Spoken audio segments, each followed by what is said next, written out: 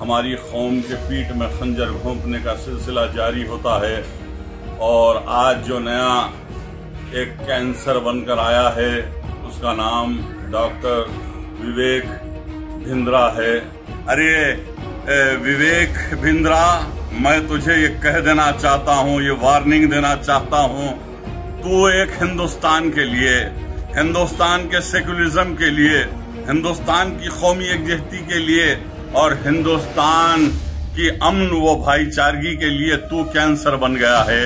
Doctor विवेक भिंद्रा को मोहम्मद रहीमुल्लाह खान नियासी हैदराबाद का करारा जवाब। उन्होंने कहा कि डॉक्टर विवेक भिंद्रा ने जो स्टेटमेंट इस्तेमाल किए निज़ाम सरकार के खिलाफ और साथ साथ मुसलमानों को जिस तरह से उन्होंने वीडियो में पोर्ट्रे किया वो बिल्कुल बर्दाश्त नहीं किया जा सकता और इसे इमीडिएटली अरेस्ट किया जाए। उन्होंने कहा कि इस तरह की रॉन्ग आइडियोलॉजी कई सारे लोगों के अंदर डाली जा रही है और निज़ाम सरकार की इमेज और मुस्लिम्स की इमेज को टार्निश किया जा रहा है। हिंदुओं का बलात्कार कर रहे, हत्या कर रहे, लूटपाट कर रहे। तो हैदराबाद एक ऐसा कैंसर था। अच्छा, और ये लेकिन हैदराबाद वाले मान नहीं रहे। इन्होंने पाकिस्तान को 20 करोड़ रुपया उधार दे दिया। पाकिस्तान को और एम्पावर किए जा रहे थे और ताकि पाकिस्तान कश्मीर में लड़ने के लिए भारत के खिलाफ हथियार खरीद सके। एक तारीख ये बताती है कि 3 लाख मुसलमानों का कत्लेआम हुआ। अखबारात गवाह हैं 8 से 9 लाख मुसलमानों का कत्लेआम हुआ और हुकूमत हिंदुस्तान से मुतालिबा करता हूं कि डॉक्टर विवेक भिंद्रा को गिरफ्तार किया जाए।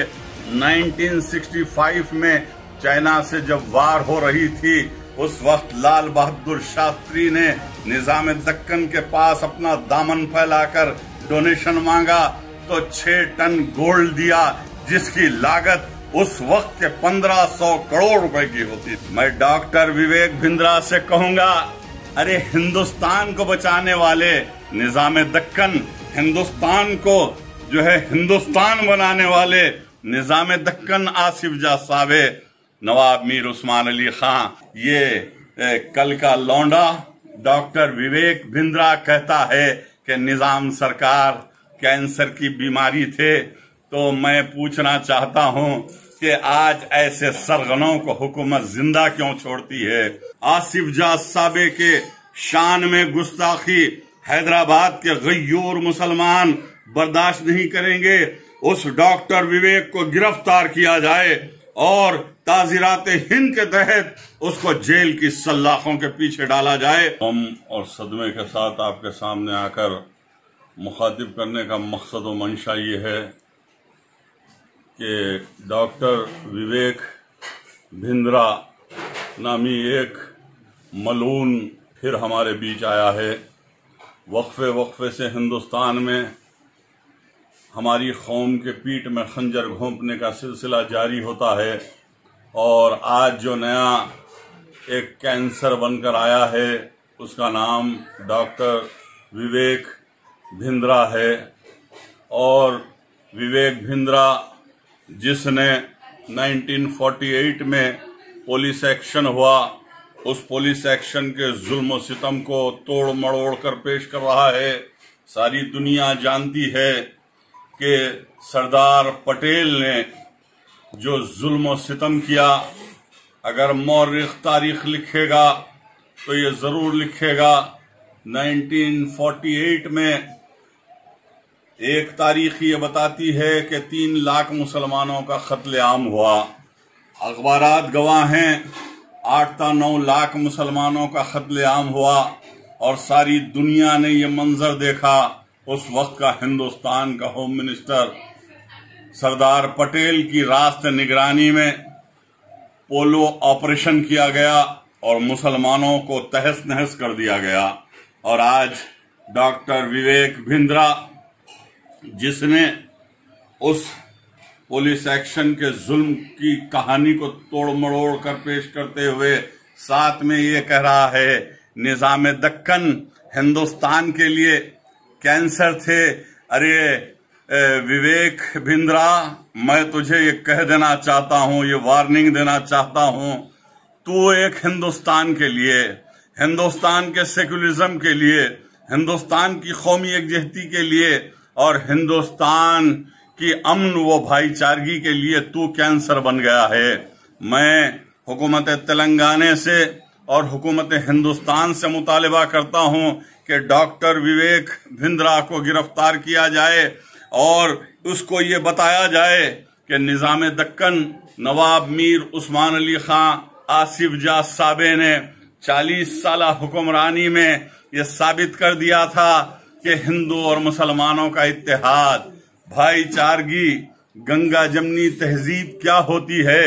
निजाम दक्कन नवाब मीर उस्मान अली खां बहादुर आसिफ जा साबे ने इस हिंदुस्तान को बचाने के लिए 1965 में चाइना से जब वार हो रही थी, उस वक्त लाल बहादुर शास्त्री ने निजाम दक्कन के पास अपना दामन फैलाकर डोनेशन मांगा तो 6 टन गोल्ड दिया, जिसकी लागत उस वक्त के 1500 करोड़ रुपए की होती। मैं डॉक्टर विवेक भिंद्रा से कहूंगा, अरे हिंदुस्तान को बचाने वाले निजाम दक्कन, हिंदुस्तान को जो है हिंदुस्तान बनाने वाले निजाम दक्कन आसिफ जा साबे, नवाब मीर उस्मान अली खां और लाल बहादुर शास्त्री ने आकर कहा, निजाम साहब हिंदुस्तान भर में मैंने डोनेशन के लिए दौरा किया, लेकिन 1 लाख से बढ़कर कहीं पर भी डोनेशन नहीं मिला। तो उस वक्त निजाम दक्कन ने हॉट कैश 25 लाख रुपए दिए हिंदुस्तान को बचाने के लिए और हथियार खरीदने के लिए, और उससे हटकर 1500 करोड़ रुपए का गोल्ड हिंदुस्तान को डोनेशन दिया। अब आप बताइए, आज ये कल का लौंडा डॉक्टर विवेक भिंद्रा कहता है कि निजाम सरकार कैंसर की बीमारी थे। तो मैं पूछना चाहता हूं कि आज ऐसे सरगनों को हुकूमत जिंदा क्यों छोड़ती है। मैं हुकूमत हिंदुस्तान से मुतालिबा करता हूं कि निजाम सरकार नवाब मीर उस्मान अली खां बहादुर आसिफ जा साबे के शान में गुस्ताखी हैदराबाद के गय्यूर मुसलमान बर्दाश्त नहीं करेंगे। उस डॉक्टर विवेक को गिरफ्तार किया जाए और ताज़ीरात हिंद के तहत उसको जेल की सलाखों के पीछे डाला जाए।